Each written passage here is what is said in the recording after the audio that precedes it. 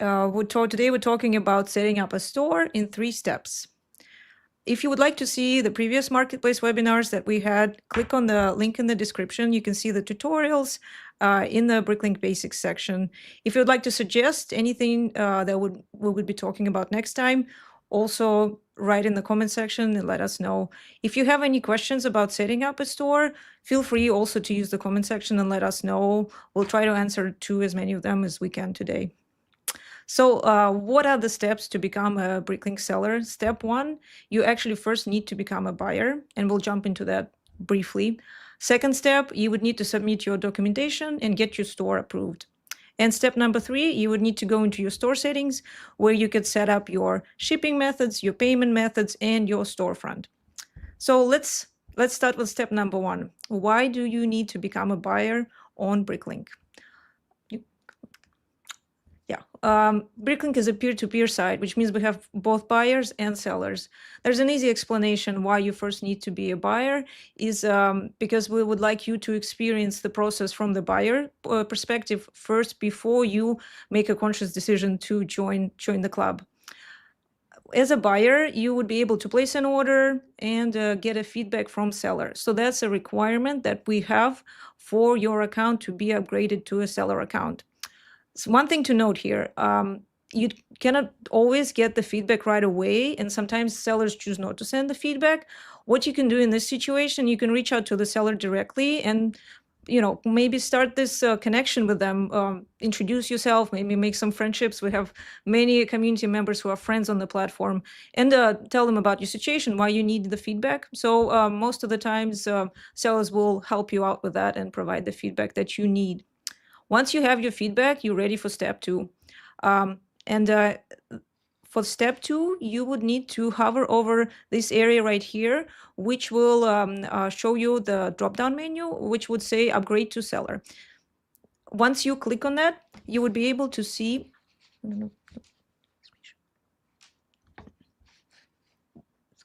can't see this.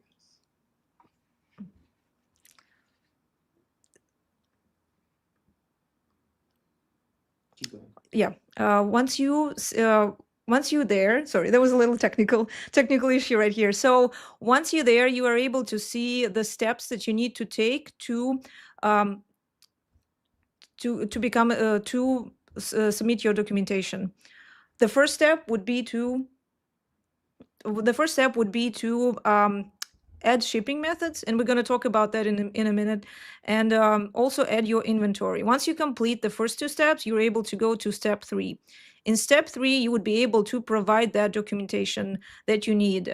Something to keep in mind is for the United States and for Europe, the documentation would be slightly different. And another thing kind of to point out right here, there's another thing that we request when you become a seller is to provide an image of yourself with an item that you're trying to sell. So that's generally all the requirements that you need. After you're ready, you completed all the steps, you submit your application. It takes a few days for the administration to review your documents. After we're done with that, you'll get an email. You get an email that confirms you are a BrickLink seller and will take you to the store settings. So congratulations, now you can start setting up your store settings in step 3.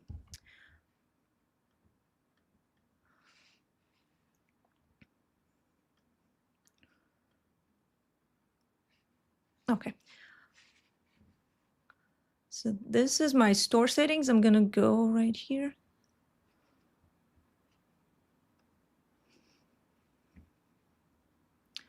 We'll go one tab at a time. We'll start with the very first one, which is the display one. You can set up a store name in here. You can add your slogan. You can choose the logo from the files you have on your computer. You can also add the colors. There's a feature right here to see what the colors are going to look like together. And there's also 3 options that you can have for your store landing page. You can either select to show featured groups, which would be the inventory items that you have in your store. And then either you can also select store terms to be displayed to your buyers, or you can select a splash page. So there are three options that you can go through, and we'll show you more in more detail how you can customize those. There's also a featured group section right here where you can select the items that you want to specifically feature here on your landing page. That will be shown to your buyers as soon as they go to your store. There's the store management page, and there's kind of a lot of features in here. So I'll go through each one of them. My store is currently closed, and you can see it can take me to the new seller verification page here. Whenever you close your store from it being open, you will have an option here to add a message to your buyers that buyers will be able to see. You can say there, hey, I'm on vacation, I'll be back on, and you can put the date in there. So that's very useful for buyers. Another thing you can do here, speaking of going on vacation, you can also check this box right here, and we really highly recommend doing that, especially for new sellers, to ensure that your store is automatically closed after a certain amount of days. So that way, if the buyers are going to your store and placing orders, you won't leave them hanging there. There's another option here. You can also add a password for maybe friends that you made, the buyers that are frequent. If you give them this password, they'll still be allowed to browse through your store while you're away. So that's the store security tab. What it is a one-time PIN code that will be sent to your email that will allow you to protect certain pages in your store. So that's kind of like a security measure right here. Speaking more about securing your store, there's also this checkout option, checkout section here. What it does, it helps you kind of set the guardrails for the orders that have been placed in your store. For example, minimum buy. You don't want orders below like 50 cents placed in your store, so you can put it right here. Same with the lot value, and you can also limit the amount of lots that users are checking out at one time. There's a bypass password again here. So what it does is overrides all the settings here for special buyers that you have. These two are quite interesting. I wanted to stop here for a little bit. So there's a seller protection checkbox right here. What it does is so I'm going to explain what instant checkout is first. So instant checkout is when you have an on-site payment method, which in our case would be either PayPal or Stripe. Instant checkout is allowing buyers to check out using one of these two methods, and nothing is sent to them, no invoice is sent to them. We'll go more about this in a little bit. But the idea here, sometimes there are edge cases. There are certain items that you can have in your inventory that don't have the characteristics that are required for instant checkout. I can give you an example. It could be a weight, it could be dimensions that are not entered into the description, which means the price cannot be generated for instant checkout.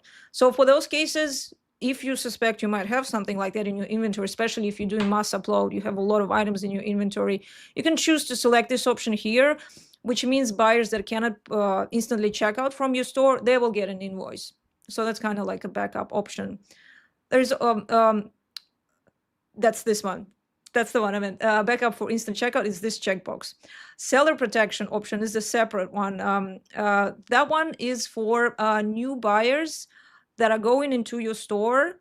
You can select an option of not letting them check out from your store. So what are new buyers? There are people with less days of account activity or 5 positive feedback from different legitimate sellers. So in this case, you can protect your store from those checkouts.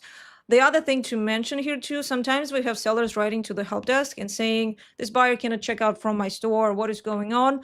And sometimes new sellers, when they set up a store, they check this box without realizing that, and then they forget about it. And that's when usually that happens. So probably the first thing to check if someone cannot check out from your store, to check this setting right here.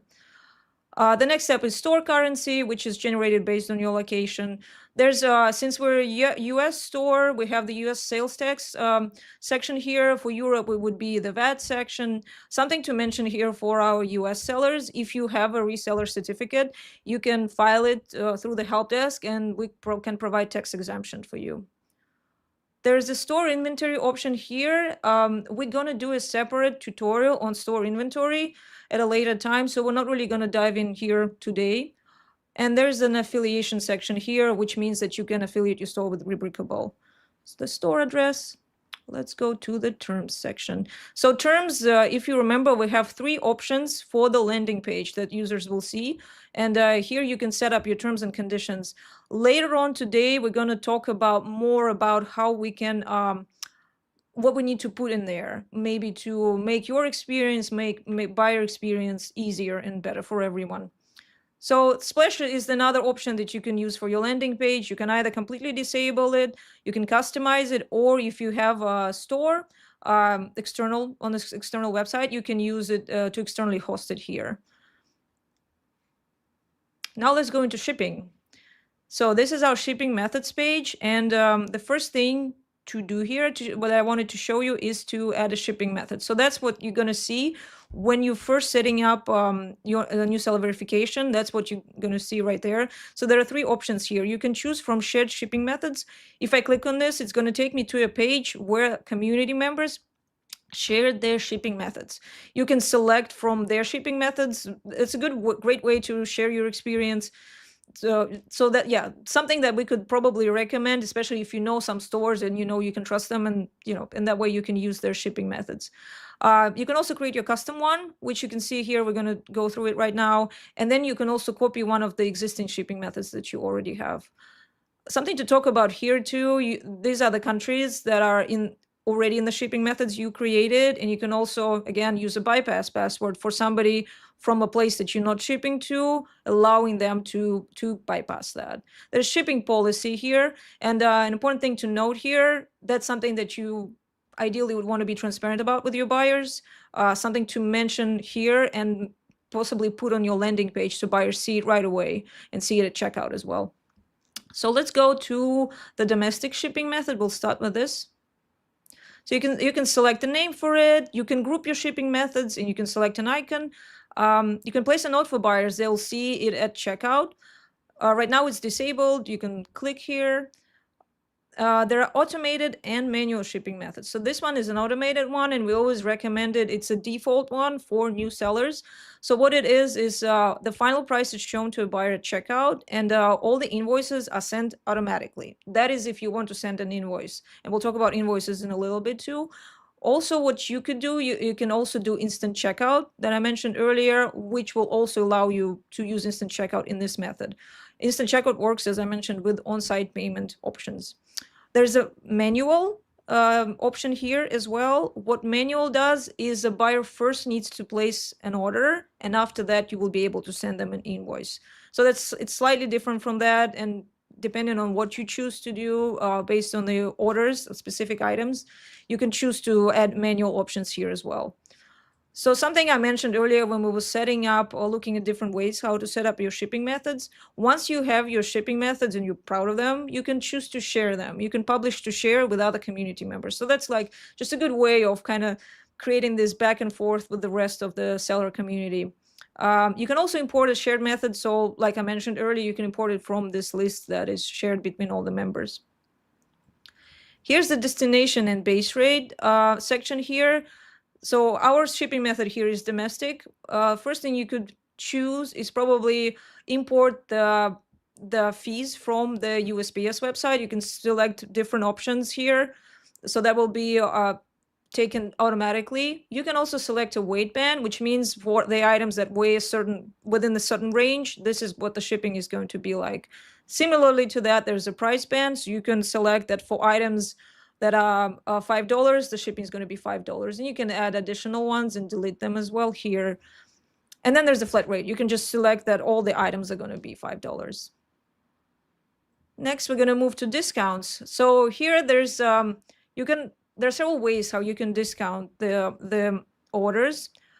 You can either discount the percentage of the order total or from the item price. So I'm going to show you what it looks like. You can type in the number here. I do not have my PayPal connected. We're going to talk about that in a minute, how to connect it. So that's why I don't see it as an option, but it will populate once you have it connected here. And then you can also delete this. So shipping and handling fees here, you can also add discount. You can either have a discount as a percentage, or you can also have a fixed amount of discount here. Let's go to insurance and additional charges section, and you can see insurance, tracking, and handling fees. So one thing to mention here, speaking about shipping, shipping terms, when you add them to the landing page, something that I gave you as a tip before, what you would want to do too, for full transparency, possibly to also include this information on your landing page so buyers see it. So buyers see an option that, you know, packages could be insured or tracking could be added, and same with handling fees too, especially with the handling fees, to show buyers that there is an additional charge that's going to be there. Of course, they're going to be shown at checkout, but also just kind of to warn them on the store page as well would be definitely a good idea. So here it kind of works the same way with insurance. You can add it by request or by default for all the orders that are coming in, and then you can put the amounts here. You can also add tracking here. We do recommend tracking most of the times. Ideally, once you have a bigger store, usually bigger stores have tracking for most of the orders coming in. Restrictions and adjustments. So this is a section that actually protects you from any unwanted orders. So I'll explain what I mean by unwanted orders. All orders are wanted, obviously. But if you look at the order restriction, for example, you can, we saw before, minimum buy. So that's the same thing, but it actually extends up to maximum buy as well. So you don't want orders, say, below $10, and you don't want orders more than $20, for example, for specific territories. So that kind of works well based on the shipping method, especially for international ones. Possibly you don't want super large orders because then you have to set up your insurance settings. So it depends on how you want to customize it. You can edit this section. Same thing here with package restrictions. There are quite a few options to select from. How big do you want the package to be? You can restrict it here as well. Package adjustment has to do with, one example I can give you, if it has to do with packaging materials, you can add it here as well to kind of count that in as well. So that's it with the domestic shipping method. Let's go to the international one. The setup is the same. The only difference here is this is actually a manual shipping method. So reminding you that it's when a buyer places an order and you send them an invoice. This is usually shown at checkout page. You can show it here. In this case, if it's a manual, it's going to show estimated fees. They'll be shown to the buyer here. All the other parts of the sections are the same. Something different here that we added, since it's an international shipping method, you have different zones here that you can select. And it's very convenient for locations that are close to each other. You can select what the payment is going to be based on the zone. And you can click on it and edit the zones in here. The rest of it is the same as the previous page. The other settings are the same. Let's move on to the payments here. So as I was telling you, I don't have PayPal connected here. And there's one thing I wanted to make sure I get your attention to. So you see there's a button to connect to my PayPal or a button to connect to Stripe. We'll just use my debit card.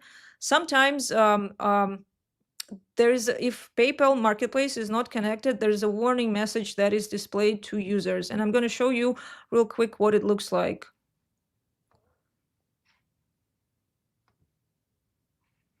I'm going to go right here as an example. So if it's not connected, buyers would go into the store and see the message that says seller doesn't support orders shipping to, and it will say their state or it will say their country.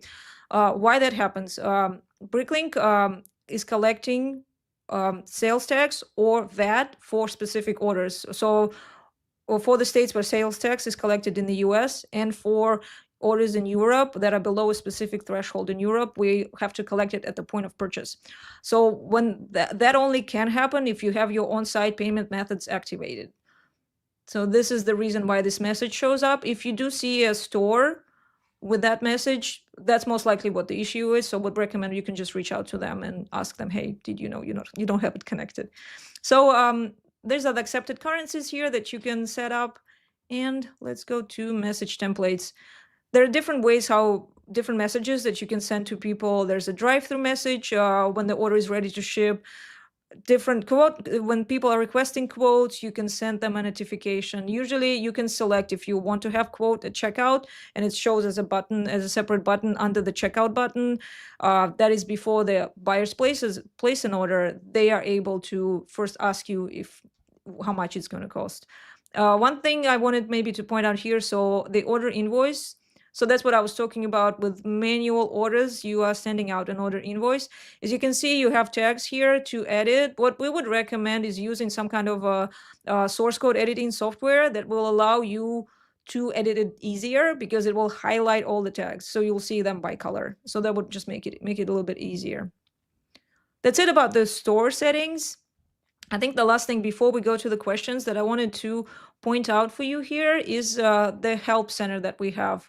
As you can see, it has a lot of information here. It's about buying, selling, a lot about the catalog, the BrickLink catalog, and we do have a section, administrative section, that's talking about the news of anything that's going on the platform.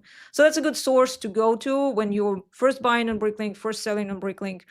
Another thing that I also wanted to recommend is going to the forum, community forum right here, and introducing yourself to the community. If you have any question about setting up a store, feel free to go there.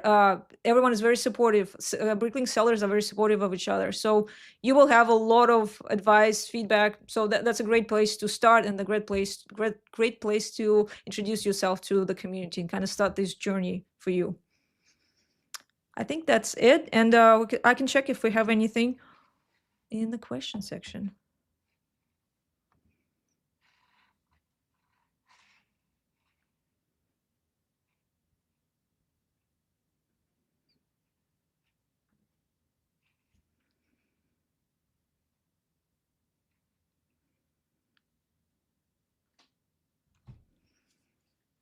There's a question about multiple accounts. So it says the Lego terms of service that you can have multiple accounts, but BrickLink terms of service says you only can have one, which is correct. So if we look at BrickLink terms of service, I cannot quote it right now. The only thing I can tell you is that if you want to create a separate account, the policy is you have to check with us if you want to have a separate account. So that's the main thing. Basically, if you have a reason to have another account, there are some reasons that users have. Sometimes it's to check their shipping methods. So say they set up a store and they want to make sure that everything is working the right way, and they haven't made friends on the platform yet. So they create a second account to test it out. So that's something to check with us, and we would be able to give you more information about that.